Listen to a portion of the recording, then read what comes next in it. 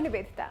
लगता है चीन को बेइज्जती की आदत सी पड़ गई है। अगर आपको याद हो तो हम पहले वहीं से शुरुआत करेंगे। हुआ यूं कि गलवान में अपनी करतूत को छिपाने के लिए चीनी विदेश मंत्री वांग यी यूरोप के दौरे पर थे और उसी कड़ी में जर्मनी पहुंचे।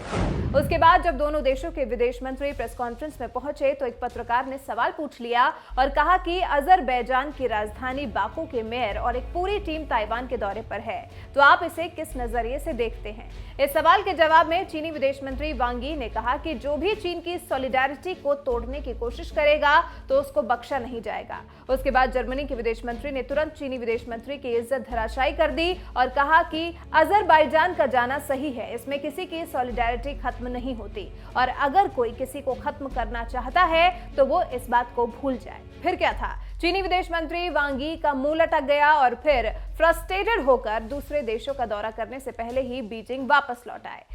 उसके बाद एक बार फिर वांग यी के साथ चीन का पोपट हुआ है और ये हुआ है जापान में, जहां पर चीन और जापान के बीच द्विपक्षीय वार्ता होने वाली थी। उसी के बीच में प्रेस कॉन्फ्रेंस हुई। उसके बाद जापानी कैबिनेट के सचिव कात्सुनोबी कातो ने वांग यी के सामने ही चीन को बेइज्जत कर दिया और कहा चीन साउथ चाइना सी में काफी आक्रामक हो गया है और लग रहा है कि स्थिति बेहद गंभीर हो गई है, इसलिए हमने विरोध दर्ज कराया है। उसके बाद तो चीनी विदेश मंत्री को सांप सूंघ गया और वो चुप रहे। उसके बाद ये खबर आग की तरह फैली। यहाँ पर आपको जानकारी देते चलें कि चीन बिन पेंदी का लोटा हो गया है या मंदिर का वो घंटा हो गया है जिसे मन आए वो बजा के चला जा रहा है। जैसा कि पहले भारत चीन की नाक में दम किए है और चीन की सांसें फुला रहा है, उसके बाद मलेशिया, इंडोनेशिया, मालदीव्स, पूरा यूरोप, अमेरिका जैसे देश रोज आए दिन करारा तमाचा चीन को मारते रहते हैं और चीन मुंह लटकाए घूमता रहता है और कुछ नहीं कर पाता। उसी का नतीजा है कि 2 दिवसीय दौरे पर गए चीनी विदेश मंत्री वांग यी का पहला दिन तो बेकार ही गया।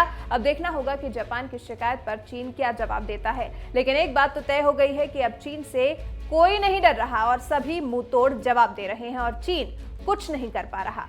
और हांगकांग में चीन का विवादित कानून सिरदर्द बना हुआ है, तो उधर ताइवान अपनी मिसाइल और अपने लड़ाकू विमानों और अपने सैनिकों के साथ बिल्कुल तैयार बैठा है और इधर भारत चीन पर चढ़ाई किए हुए है।